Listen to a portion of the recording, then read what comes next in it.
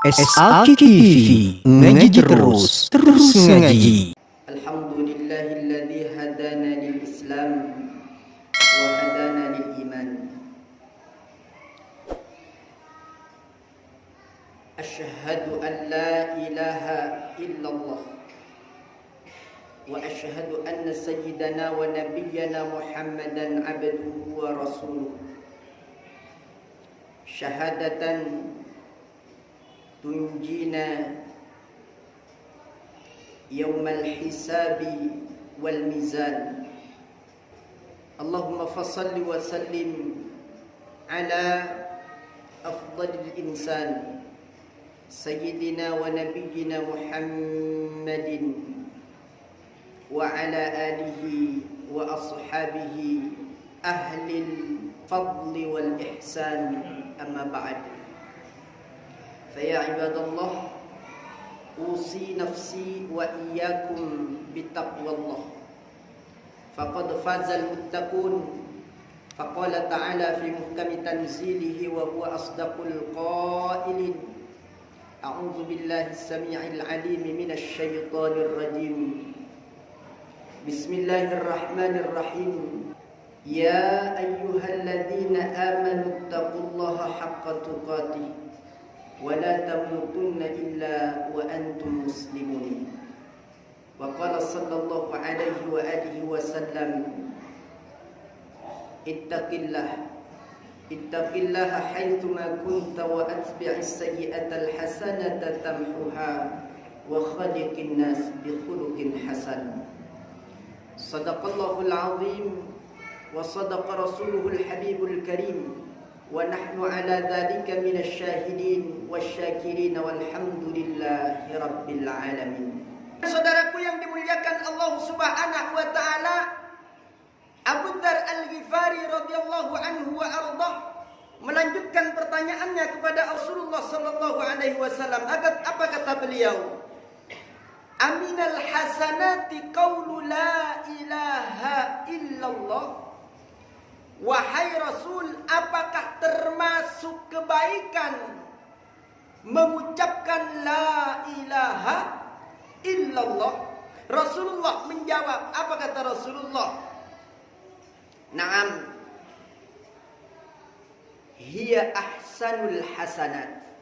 La ilaha illallah itu merupakan sebaik-baik kebaikan. Ada sebuah cerita, Pak. Ceritanya ada seorang yang sedang melaksanakan ibadah haji. Kemudian orang ini sudah tiba waktunya untuk melempar jumrah. Sudah dipilihlah batu-batu untuk dilemparkan oleh orang ini. Setelah milih batu, dilihatnya ini batu, sambil orang ini mengucapkan asyhadu an la ilaha illallah. Maka batu yang dipegangnya itu, Pak, menyaksikan bahwasanya orang ini adalah orang yang bersyahadah la ilaha illallah. Dia menyaksikan kepada Allah Subhanahu wa taala. Kemudian orang ini tertidur, Pak. Dalam tidurnya dia bermimpi. Seakan-akan dunia ini sudah kiamat dan manusia sudah dibangkitkan dari alam kubur. Kemudian manusia itu digiring untuk dihisab oleh Allah Subhanahu wa taala. Tiba saat dia untuk dihisab di hadapan Allah, maka wajabat alaihin nar. Ternyata hasil putusan hisabnya ini wajib baginya neraka. Dia mendapatkan jatah neraka. Maka kemudian diambillah orang ini oleh malaikat azab.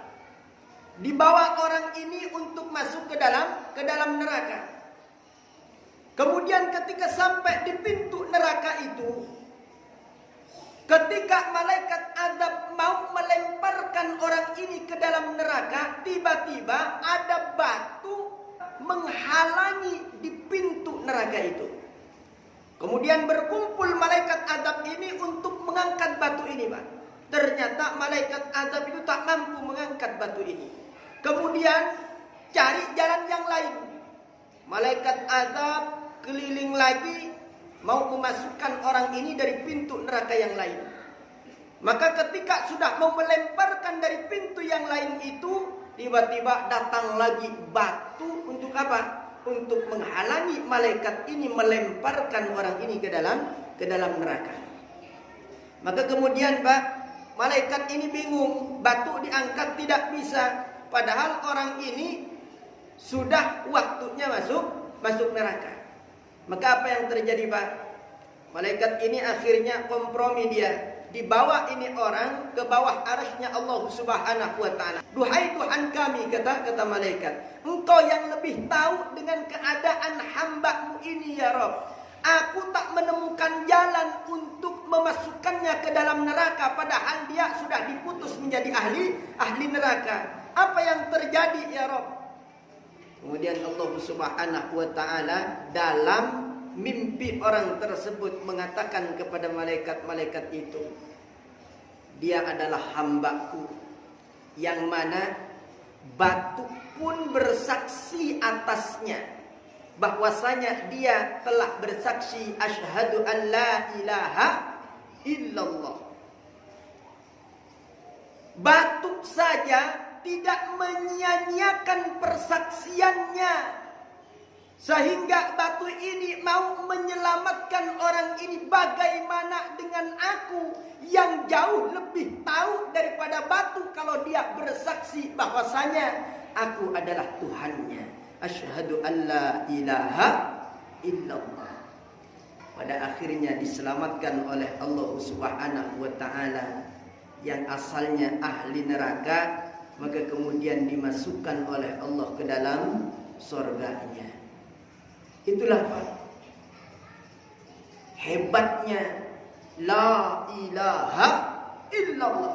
Maka kebaikan seperti apapun yang kita lakukan Pak, kita bersedekah misalkan, kita memberi makan fakir miskin misalkan, kita ini penyantunnya luar biasa.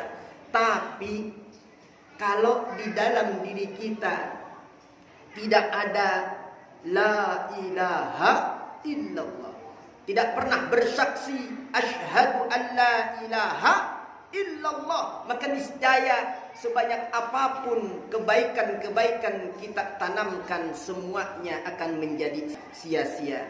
Allah Subhanahu wa taala berfirman dalam surah Ibrahim ayat yang ke-18. Apa kata Allah? Mathalul ladzina kafaru bi rabbihim. Perumpamaan orang-orang yang tidak mau bersaksi asyhadu an la ilaha illallah, berarti orang ini kafir. A'maluhum karamadin ishtaddat bihir rih fi yaumin nasif. Maka perumpamaan amal-amal mereka itu, kata Allah, bagaikan debu yang ditiup oleh angin yang sangat kencang pada musim kemarau. Maka niscaya debu-debu itu tidak akan ada yang tersisa.